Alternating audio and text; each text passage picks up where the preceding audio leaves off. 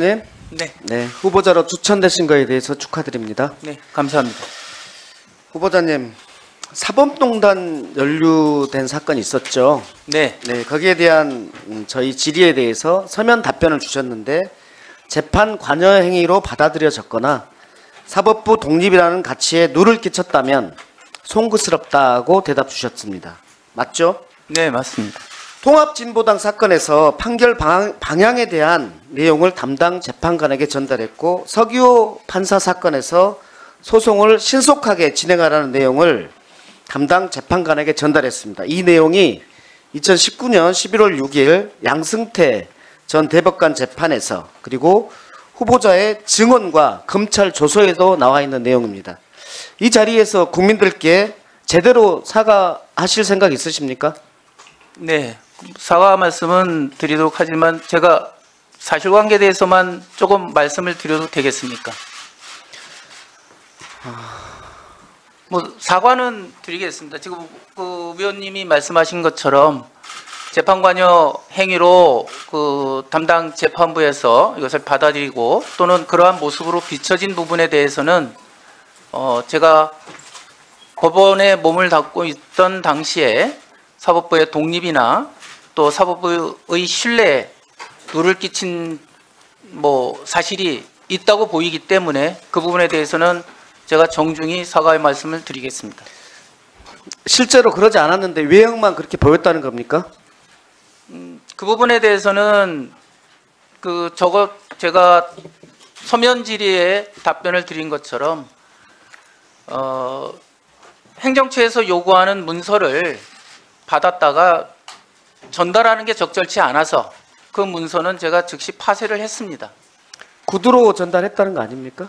구두로 전달한 말이 법률적으로 여러 어려운 문제가 있으니까 신중하게 검토해 주셨으면 좋겠다라는 취지였습니다. 그게 물론 좋습니다. 검찰 조서에서의 발언 내용을 보면 대차게 거절했으면 좋겠지만 그러지 못했습니다. 라고 진술한 거 맞죠? 거기 보면 업무 능력이 부정적인 평가를 받을 수 있다고 생각했습니다. 이런 부분들 때문에 전달을 했는데 곧대로 전달한 건 아니다. 이런 취지로 받아들이면 되겠습니까? 그리고 이 부분과 관련해서 대차게 거절하지 못한 것과 관련해서 국민들께 사과를 다시 한번 해보십시오. 그러면. 네, 그 당시에 문건을 받을 때 전달받을 때 처음부터 거절을 했으면 이런 문제가 발생하지 않았을 것이라고 저는 생각을 하고 그거에 동의를 합니다. 그래서 이 대차게 거절했으면 좋겠지만이라는 말이 나온 게 바로 문건을 전달받을 때 상황에 대한 하고 말론 말아야 되는데 네. 이러면 계속해서 갑니다. 네네, 알겠습니다. 그 후보자를 추천하신 국민의힘 추천 사유가 뭔지 아세요? 기본에 충실하고 법원칙을 준수하고 기본에 충실한 재판을 법원 내에 전파하였다라는 내용인데 사법농단 사건을 보면은 이 추천 사유가 맞는지 의심스러워집니다. 그래서 깔끔하게 사과하실 거면 사과하셔야 됩니다. 네, 그 부분에 대해서는 다시 한번 정중하게 사과를 드리겠습니다. 네, 좋습니다. 다음 질문합니다. 대통령 권한대행이 국회 선출 몫에 헌법재판관을 임명하는 것, 조한창 후보자와 같은 경우입니다. 이 임명하는 것과 관련해서 헌재에서도 법리상 가능하다고 했고 그리고 어제 두 후보도 가능하다고 했습니다. 후보자의 생각은 어떠십니까? 네, 제 생각도 헌법 규정에 9명의 재판관을 대통령이 임명한다 되어 있고 그 다음 항에 그중에 3명은 대법원장이 지명하는 자, 또 국회가 선출한 자 3명을 임명한다라고 되어 있기 때문에 규정상은 당연히 임명하는 것이 맞다고 생각을 합니다. 다만 여러 가지 학설이 있는 부분은 간과할 수는 없다고 그 부분도 마찬가지로 생각을 하고 있습니다. 그러면 탄핵 심판을 지금 6명이 해야 한다고 주장하는, 그래서 추가 헌재 재판관 임명을 하지 말아야 한다고 주장하는 국힘당의 주장이 옳다고 생각하는 겁니까? 일단은 지금 규정이 일곱 명이 심리를 할 수 있는 규정입니다. 근데 그 규정 자체가 가처분으로 되어 있어서 6명이 지금 심리를 하고 계시는데 그 부분에 대해서는 정상적인 방법은 아니라고 생각을 하고 있습니다. 그래서 9명의 재판관이 구성되는 것이 헌법재판소의 정당성을 위해서도 합당한 방법이라고 생각을 하고 그럼 있습니다. 국힘당의 지금 주장은 좀 무리한 주장입니까? 뭐 일각에서 보면 무리하다고 볼 여지도 있다고 생각을 합니다. 후보자의 생각을 묻습니다. 제가 객관적인 다른 사람들을 묻습니까? 여기 후보자가 누굽니까? 후보자의 생각을 묻는 거예요. 네, 알겠습니다. 그 부분에 대해서는 명확하게 이 부분도 명확하게 못합니까? 말씀드리겠습니다. 9명에 구성되는 것이 합당하다고 생각을 합니다. 네. 그 성공한 쿠데타는 처벌할 수 없다. 어디에 나온 말인지 알죠? 네, 5.18 내란 불기소 사건에 나왔단 말입니다. 서울의 봄 영화에서 실패하면 반역, 성공하면 혁명이라고 했는데 여기에 대해서 동의하십니까? 네. 동의한다고요? 아니 그런 말 자체가 있었다는 거에 대해서 지금 제가 말씀드렸습니다. 거기에 대해서 헌법재판관이 되시려고 하는 후보자께서 그 말을 동의하느냐라고 묻습니다. 동의하는지 동의 안 하는지를 묻습니다. 동의하지 않습니다. 예. 통치행위도 사법심사의 대상이 된다는 게 헌재와 대법원의 판례인데 후보자도 그렇게 생각하십니까? 예, 대법원의 판례를 존중하고 그렇게 생각을 합니다. 예, 좋습니다. 대통령의 거부권에 대해서 내재적 한계가 있다는 것에 대해서 동의하십니까? 헌법 정신에 비춰 봐서 어느 정도의 제한이 있을 수 있다라는 점에 대해서 동의합니다. 예, 대통령의 거부권의 요건은 무엇이라고? 거부권의 1분 더 드리겠습니다. 예, 거부권의 요건은 제정된 뭐 법률이라든지 그런 부분이 헌법에 반하거나 정책적인 판단상 적절하지 않다고 보일 때 거부권을 행사할 수 있다라고 생각을 합니다.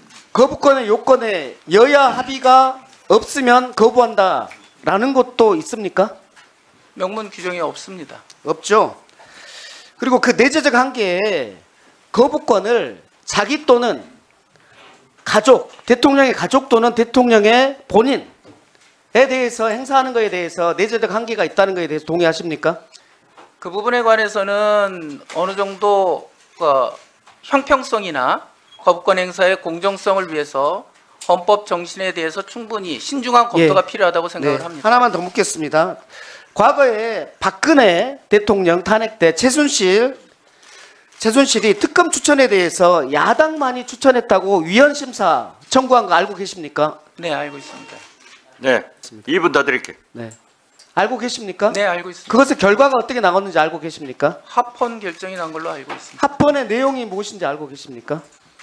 그 야당의 추천만으로 이루어지더라도 뭐 국회 민주적 입법 절차에 제량이다라고 의해서, 본 거죠. 네, 구체적인 내용을 좀 말씀드려보면 수사 대상에 대통령이 포함될 수도 있었던 사정, 그리고 법률에서 규정하고 있는 특별검사의 정치적 중립성과 독립성 확보를 위한 보완 장치가 있는지 이런 사정들을 고려했을 때 여당을 추천권자에서 배제하고 교섭단체가 있는 두 야당만 추천하도록 한 것은 입법 재량의 범위에 속한다 이렇게 했습니다. 그렇죠? 그렇게 알고 있습니다. 그러면 이번 내란 특검과 관련해서 야당이 추천하도록 하는 것과 관련해서도 이것이 위헌이 아니라고 볼 수 있습니까? 헌법재판소의 그 판단과 그에 따른 기준은 뭐 앞으로 이루어질 결정에서도 기준으로 작용할 거라고 생각을 합니다.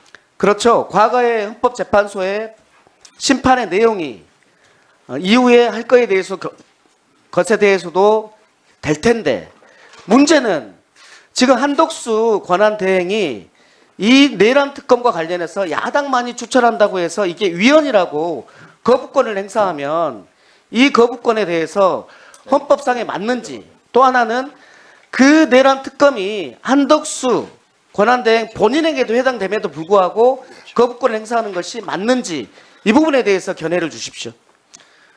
그 부분은 거부권을 행사하는 당사자인 지금 권한대행께서 생각에 따라서 하시는 부분이기 때문에 제가 그 부분에 대해서 일반 말씀드리는 원리에 거는 일반적으로는 헌법재판소의 결정에 따른 기준에 부합하는 행위가 이루어지는 것이 합당할 수 있다고 생각을 합니다. 수고하셨습니다. 이 위원장으로 한 말씀 하겠습니다. 우리 의원님들께서도 지금 후보자는 아직 헌법재판관이 아닙니다. 그렇기 때문에 후보자를 검증하면서 개인적 소신을 묻는 것은 좋습니다. 단 만약 헌법재판관으로 임명됐을 때 어떠하겠느냐 하는 것은 지금 이 국민들이 시청을 하고 있기 때문에 국민 편의를 위해서 꼭 헌법재판관이 임명되면 어떻게 하시겠느냐 하는 전제를 붙여주시기 바랍니다. 후보자도 자기 과거의 재판이 잘못됐다 이러한 문제에 대해서 과감하게 사과 반성하는 것은 좋습니다. 그렇지만은 개인 소신에 대해서는 분명히 말씀을 하셔야 됩니다. 그리고 헌법재판관이 되면 어떻게 하겠다 하는 말씀을 해야 됩니다. 제가 이번 국회에서 4번째 인사청문회를 하는데 인사청문회는 김대중 정부에서 맨 처음 시작했는데 그때만 하더라도 과거만 하더라도 대개 도덕성, 즉 재산, 병역, 학력 이러한 것들이 주가 됐는데 이번 내부의 청문회를 경험하면서 보면은 그러한 것들은 다 굉장히 투명해진 것 같아요. 그래서 우리 50대 정도의 공직자들은 참 과거의 삶을 투명하게 살았구나 높이 평가를 합니다. 그렇지만 지금 현재 헌법재판소는 이 무속인들의 의거에서 좌지우지되고 있는 이런 현실을 감안해서 분명한 입장을 말씀해 주시기 바랍니다. 후보자님. 네. 개인 소신과 만약 헌법재판관이 되시면은 어떻게 하시겠다는 분명한 입장을 꼭 말씀해 주십시오. 네, 알겠습니다. 네.